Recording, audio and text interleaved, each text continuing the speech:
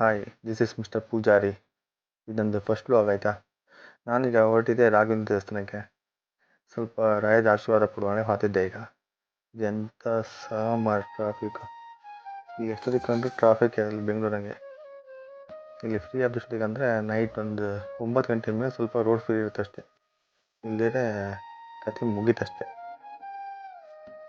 ಇಲ್ಲಿಂದ ಒಂದು 2.5-3 ಕಿಲೋಮೀಟರ್ ದೇವಸ್ಥಾನಕ್ಕೆ. ಸ್ವಲ್ಪ ರೋಡ್ ಫ್ರೀ ಇಲ್ಲ, ಸುಮ್ಮನೆ ಹೋಗ್ತಿದ್ದೆ. ಈಗ ಒಂದು ಸಿಗ್ನಲ್ ಕಾಣಿಸ್ಕೊತ ನಿಮಗೆ. ಸಿಗ್ನಲ್ ಲೆಫ್ಟ್ ಇರ್ತದೆ ರಾಯರ ದೇವಸ್ಥಾನ.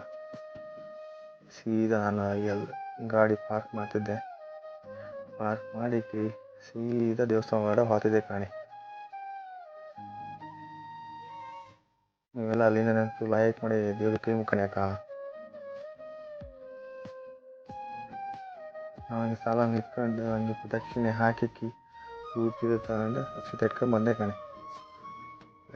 ಆರತಿ ಹತ್ತಿತ್ತು ಇಟ್ಕೊಂಡು ಆರತಿ ಕಂಡ್ಕೊಂಡು ಆರತಿ ಇಟ್ಕೊಂಡು ಸೀದಾ ಸೈಡ್ ಹೋಗಿ ಹೋಗಣೆ ಕಾಣಿ. ಆಚೆ ಒಂಚೂರು ವೀಡಿಯೋ ಮಾಡಿದೆ. ಈಗ ಹೊರಡಕ್ಕೆ ಬಂದೆ. ಒಂದು ಇಲ್ಲೇ ಜೈನರ ಫೋಟೋ ಹತ್ರ ಅಲ್ಲ, 1.5-2 ಕಿಲೋಮೀಟರ್ ಅಷ್ಟೇ ಅಲ್ಲಿಂದ. ಆಮೇಲೆ ಶಾಪಿಂಗ್ ಹೋದೆ. ಹೋಗಿ ಆಚೆ ಅಂತ ಗಾಡಿ ರೂಮ್ ಜಾಗ ಇಲ್ಲ ಮಾರೆ. ಫುಲ್ಲು ಜನ ನಿಲ್ಕೊಂಡು ಒಳ್ಳೊಳ್ಳೆ ಗಾಡಿ ನಿಲ್ಸಿಟ್ಟಿರಾ. ಮತ್ತು ಇವತ್ತು ಶಾಪಿಂಗ್ ಮಾಡೋಕೆ ಆಗ್ತಿಲ್ಲ ಅಂದ್ಕೊಂಡು ಇವತ್ತು ಬೇಡ, ನೆಕ್ಸ್ಟ್ ಆಗಲಿ ಮಾಡಿ ಸೀದಾ ಎತ್ಕೊಂಡು ವಾಪಸ್ ಮನೆ ಕಡೆ ಹೋಗ್ಕೊಂಡು ಹೊರಟೆ ಕಾಣಿ. ಇವತ್ತು ಸ್ವಲ್ಪ ರೋಡ್ ಫ್ರೀ ಇತ್ತು, ಹೊರಟಿದೆ.